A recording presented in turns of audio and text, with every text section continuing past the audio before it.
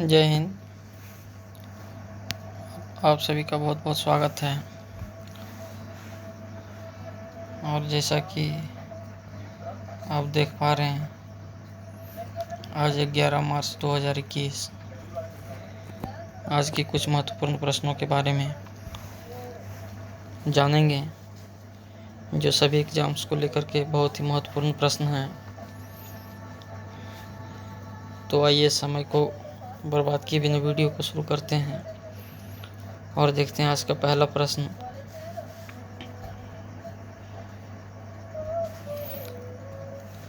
मैत्री सेतु किस नदी पर बनाया गया है? क्वेश्चन नंबर 1, मैत्री सेतु किस नदी पर बनाया गया है? नील नदी, गंगा नदी, ब्रह्मपुत्र नदी, फेनी नदी। मैत्री सेतु किस नदी पर बनाया गया है? डियर फ्रेंड्स, आपका राइट आंसर होगा फेनी नदी। इससे और पूछा जा सकता है कि यह नदी कहाँ है, तो यह नदी भारत और बांग्लादेश के बीच, याद रखेंगे, भारत और बांग्लादेश के बीच यह नदी है जिस पर मैत्री सेतु का निर्माण किया गया है। और मैत्री सेतु को बनाने में कुल लागत 133 करोड़। डियर फ्रेंड्स, आप याद रखेंगे, मैत्री सेतु निर्माण में 133 करोड़ की कुल लागत है और इसकी लंबाई 1.9 किलोमीटर। क्लियर है? मैत्री सेतु फेनी नदी पर बनाया गया है जो भारत और बांग्लादेश के बीच में है। इसकी कुल लागत 133 करोड़, इसकी लंबाई 1.9 किलोमीटर।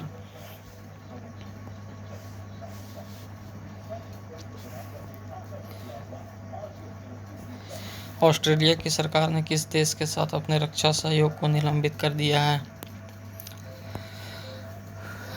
ऑस्ट्रेलिया की सरकार ने किस देश के साथ अपने रक्षा सहयोग को निलंबित कर दिया है?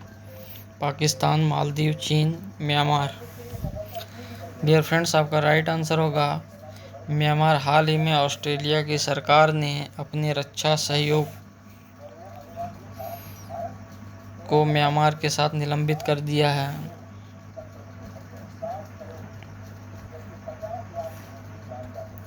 अंशुमान सिंह गुजरात के राज्यपाल कब बने थे? अंशुमान सिंह गुजरात के राज्यपाल कब बने थे?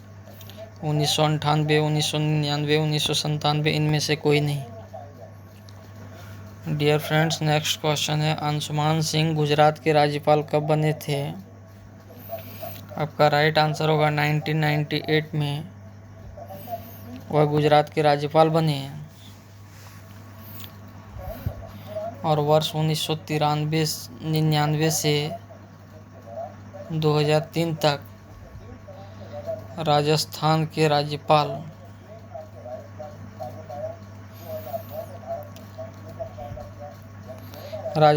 राज्यपाल के रूप में कार्यरत रहे और 1997 में कार्यवाहक मुख्य न्यायाधीश राजस्थान के पद पर आसीन रहे।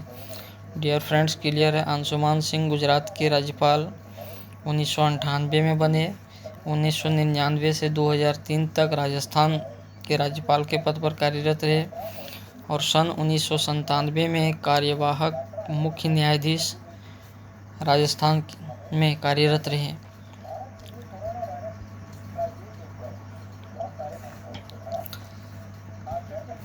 वर्तमान में अडानी ग्रीन एनर्जी की इकाई ने गुजरात के कच्छ में कितने मेगावाट का पवन ऊर्जा संयंत्र चालू किया है? वर्तमान में अडानी ग्रीन एनर्जी की इकाई ने गुजरात के कच्छ में कितने मेगावाट का पवन ऊर्जा संयंत्र चालू किया है? 1700 मेगावाट, 1750 मेगावाट, 100 मेगावाट, 140 मेगावाट। वर्तमान में अडानी ग्रीन एनर्जी की इकाई ने गुजरात के कच्छ में कितने मेगावाट का पवन ऊर्जा संयंत्र चालू किया है? डियर फ्रेंड्स, आपका राइट आंसर होगा 100 मेगावाट, जो गुजरात के कच्छ में स्थित है।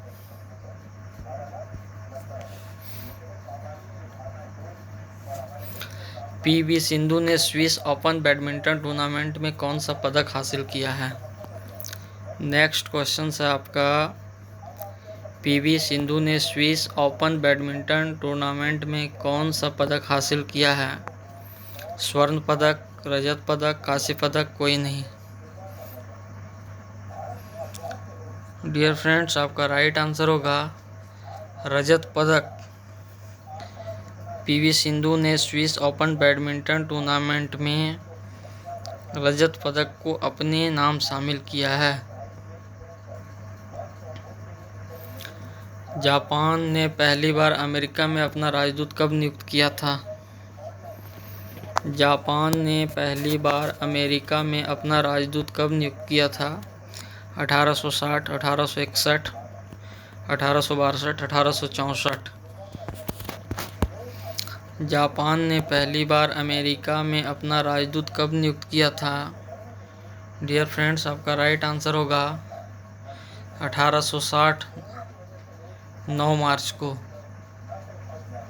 9 मार्च 1860 को जापान ने पहली बार अमेरिका में अपना राजदूत नियुक्त किया। IMPCL का पूरा नाम है?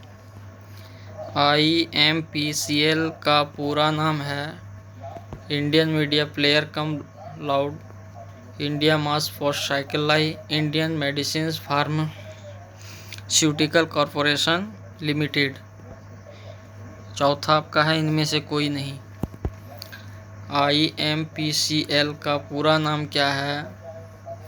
डियर फ्रेंड्स, आपका राइट आंसर होगा Indian medicines pharmaceutical corporation limited. इससे और संबंधित प्रश्न आ सकते हैं। इसकी स्थापना वर्ष 1978 में। डियर फ्रेंड्स, आप याद रखेंगे IMPCL जिसकी स्थापना वर्ष 1978 में हुई।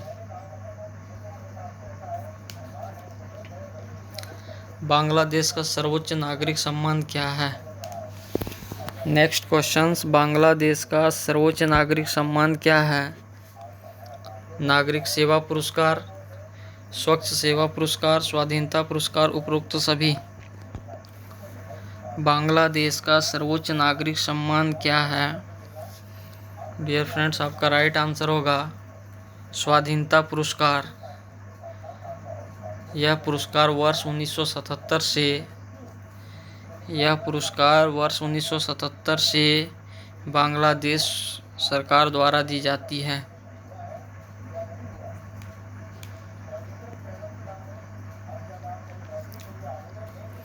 हाल ही में किस देश ने सार्वजनिक क्षेत्र में बुर्का पहनने पर रोक लगा दी है? नेक्स्ट क्वेश्चन है, हाल ही में किस देश ने सार्वजनिक स्थानों पर बुर्का पहनने पर रोक लगा दी है?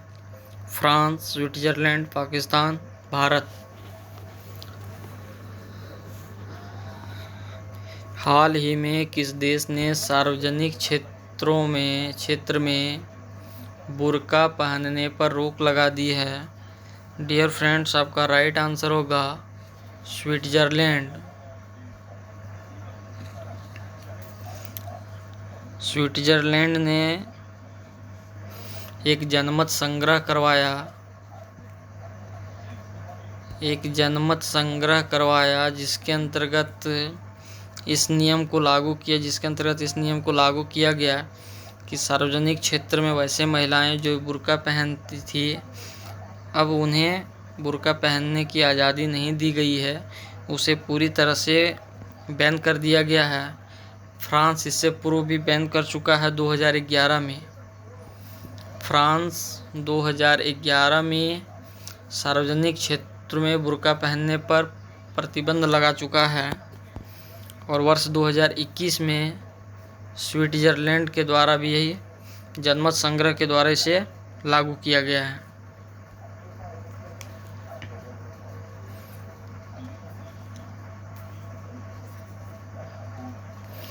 केंद्रीय प्रदूषण नियंत्रण बोर्ड ने देश के 112 सबसे प्रदूषित स्थलों में से किस राज्य को प्रथम स्थान दिया है? केंद्रीय प्रदूषण नियंत्रण बोर्ड ने देश के 112 सबसे प्रदूषित स्थलों में से किस राज्य को प्रथम स्थान दिया है? पंजाब, हरियाणा, उड़ीसा, झारखंड। डियर फ्रेंड्स, आपका राइट आंसर होगा उड़ीसा, जो पहले स्थान पर है। केंद्रीय प्रदूषण नियंत्रण बोर्ड CPCB, जिसे शॉर्ट में हम CPCB कह सकते हैं, इसकी स्थापना वर्ष 22 सितंबर 1974 को 22 सितंबर 1974 को इसकी स्थापना हुई और इसके अध्यक्ष शिवदास मीना। डियर फ्रेंड्स, प्रश्न में आ सकता है कि केंद्रीय प्रदूषण नियंत्रण बोर्ड के अध्यक्ष, तो आप शिवदास मीना।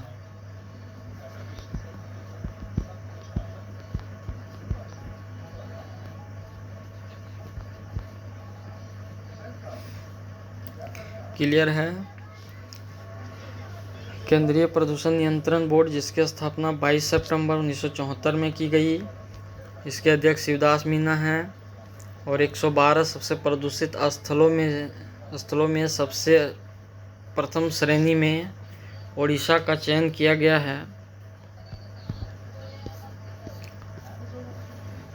नेपाल सुप्रीम कोर्ट ने वर्तमान में कम्युनिस्ट पार्टी की जिम्मेदारी किसे सौंप दी है? नेपाल सुप्रीम कोर्ट ने वर्तमान में कम्युनिस्ट पार्टी की जिम्मेदारी किसे सौंप दी है? ऋषि कटेल, ओली, दोनों, कोई नहीं।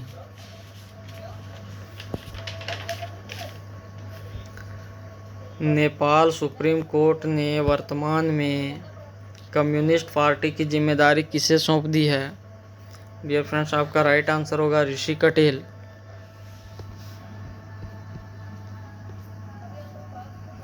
संयुक्त राष्ट्र की एक रिपोर्ट के अनुसार दुनिया भर में प्रतिवर्ष अनुमानितः कितने प्रतिशत खाद्य उत्पादन बर्बाद हो जाता है?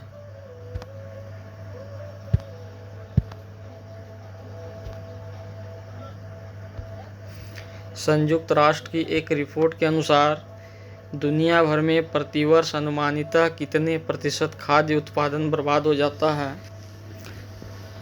16%, 17%, 18%, 20%।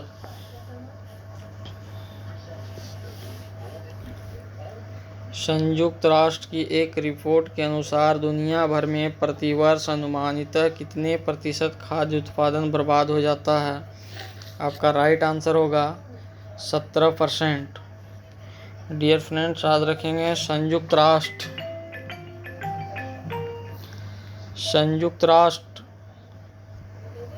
जिसकी स्थापना 24 अक्टूबर 1945, संयुक्त राष्ट्र जिसकी स्थापना 24 अक्टूबर 1945, इसके वर्तमान अध्यक्ष एंटोनियो गुतेरस।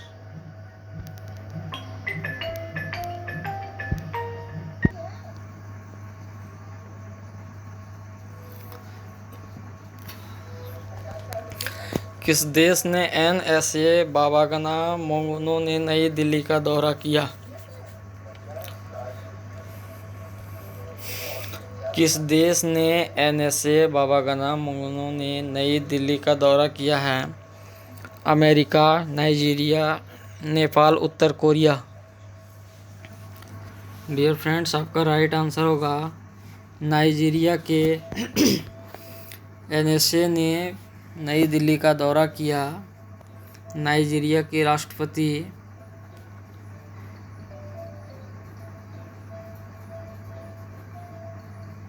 मुहम्मदु बुहारी। डियर फ्रेंड्स, आप याद रखेंगे नाइजीरिया के राष्ट्रपति मुहम्मदु बुहारी, नाइजीरिया जिसकी राजधानी एबुजा है। नाइजीरिया जिसकी राजधानी एबुजा है। संयुक्त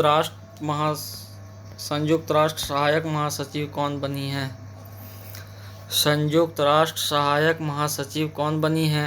एंटोनियो गुटेरेस, लिगिया नोरोन्हा, दोनों, कोई नहीं। संयुक्त राष्ट्र सहायक महासचिव कौन बनी है? डियर फ्रेंड्स, आपका राइट आंसर होगा लिगिया नोरोन्हा, जो वर्तमान में संयुक्त राष्ट्र सहायक के महासचिव पद पर को संभालेगी।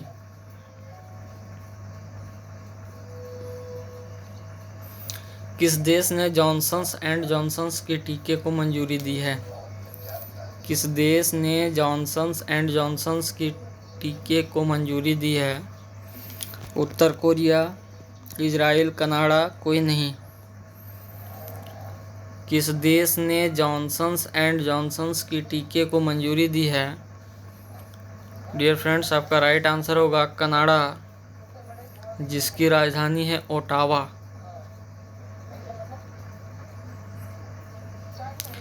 जिसकी राजधानी है ओटावा। और वहाँ के प्रधानमंत्री, अगर बात करें तो वहाँ के प्रधानमंत्री जस्टिन ट्रूडो।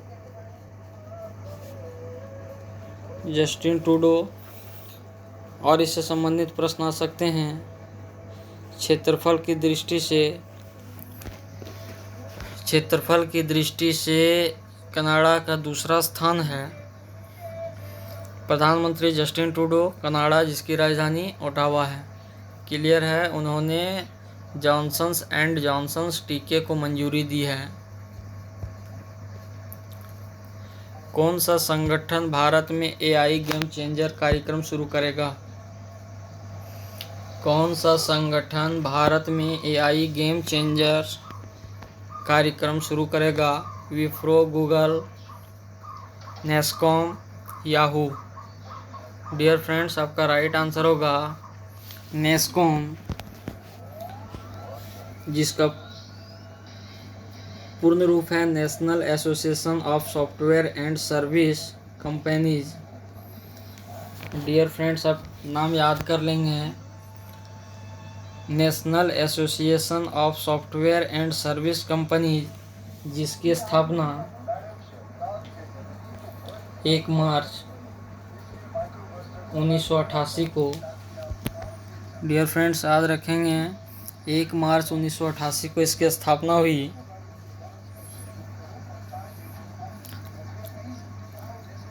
और इसके अध्यक्ष हैं UB परवीन राव।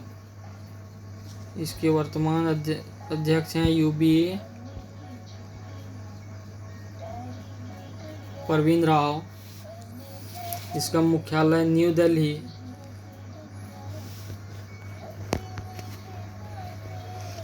और इसके संस्थापक हैं दिवांग मेहता एंड नंदन नीलकनी। आप नाम याद रखेंगे, नेस्कॉम, जिसकी स्थापना 1 मार्च 1988। संस्थापक दिवांग मेहता, नंदन नीलकनी। वर्तमान अध्यक्ष UB परवीन राव। मुख्यालय न्यू दिल्ली। नेस्कॉम, जिसका पूर्ण रूप है national association of software and service companies.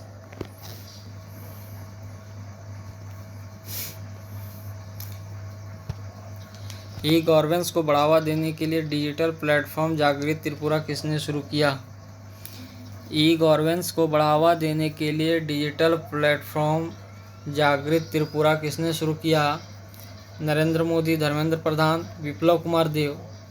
Dear friends, आपका राइट आंसर होगा विप्लव कुमार देव, जिन्होंने ई-गवर्नेंस को बढ़ावा देने के लिए एक डिजिटल प्लेटफॉर्म बनाया गया जागृत त्रिपुरा, जिसकी शुरुआत इन्होंने ही की है।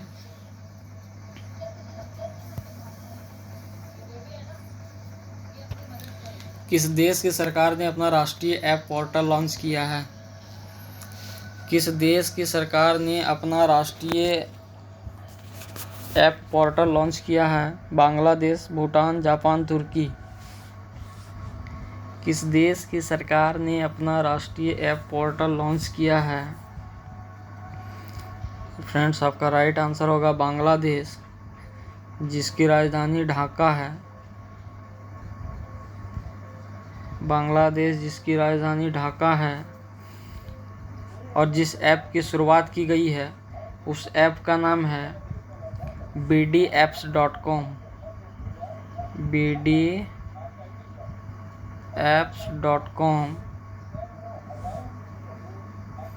और इस पोर्टल का निर्माण किसने किया? जुनैद अहमद पलक। जुनैद अहमद पलक। याद रखेंगे, बांग्लादेश सरकार ने अपना राष्ट्रीय ऐप पोर्टल लॉन्च किया, जिस पोर्टल का नाम है bdapps.com और इसके निर्माता हैं जुनैद अहमद पलक। इससे और संबंधित प्रश्न आ सकते हैं। बांग्लादेश के प्रधानमंत्री शेख हसीना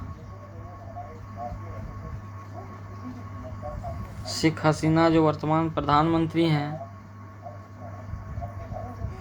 और यह भारत में बंगाल की खाड़ी के पूर्व में यह बांग्लादेश स्थित है। भारत के किस राज्य सरकार ने प्रवासी श्रमिकों के लिए ऑनलाइन रजिस्ट्रेशन पोर्टल शुरू किया है? भारत के किस राज्य सरकार ने प्रवासी श्रमिकों के लिए ऑनलाइन रजिस्ट्रेशन पोर्टल शुरू किया है? डियर फ्रेंड्स, आपका राइट आंसर होगा मेघालय के उप मुख्यमंत्री। मेघालय के उप मुख्यमंत्री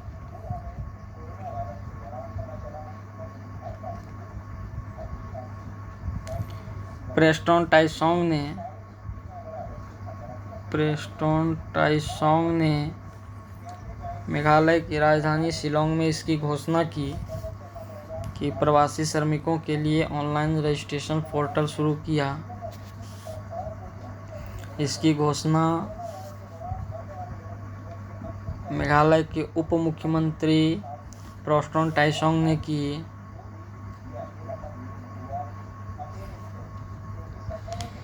किसी विधि के प्रश्न पर सर्वोच्च न्यायालय से परामर्श लेने का अधिकार किसकी है? किसी विधि के प्रश्न पर सर्वोच्च न्यायालय से परामर्श लेने का अधिकार किसकी है? प्रधानमंत्री को, राष्ट्रपति को, संसद को? कोई नहीं। किसी विधि के प्रश्न पर सर्वोच्च न्यायालय से परामर्श लेने का अधिकार किसकी है? डियर फ्रेंड्स, आपको बता दें, आपका राइट आंसर होगा राष्ट्रपति। राष्ट्रपति का यह अधिकार होता है कि वह किसी भी विधि या किसी भी तरह की अगर समस्या आती है तो वह सर्वोच्च न्यायालय से परामर्श ले सकते हैं और उस समस्या का वह निदान कर सकते हैं। तो इसलिए आपका राइट आंसर होगा राष्ट्रपति को यह अधिकार होता है कि वह किसी विधि के प्रश्न पर अगर दुविधा हो या किसी तरह का असंतुष्टि प्रकट होता है तो वैसी स्थिति में वह सर्वोच्च न्यायालय से परामर्श लेने का अधिकार उन्हें प्राप्त होता है। आई होप वीडियो अच्छा लगा हो तो वीडियो को लाइक करें और अपने सभी दोस्तों के साथ शेयर करें, और चैनल पर नए हैं तो चैनल को सब्सक्राइब करें। फिर मिलेंगे नेक्स्ट क्लास में, तब तक के लिए जय हिंद, जय भारत।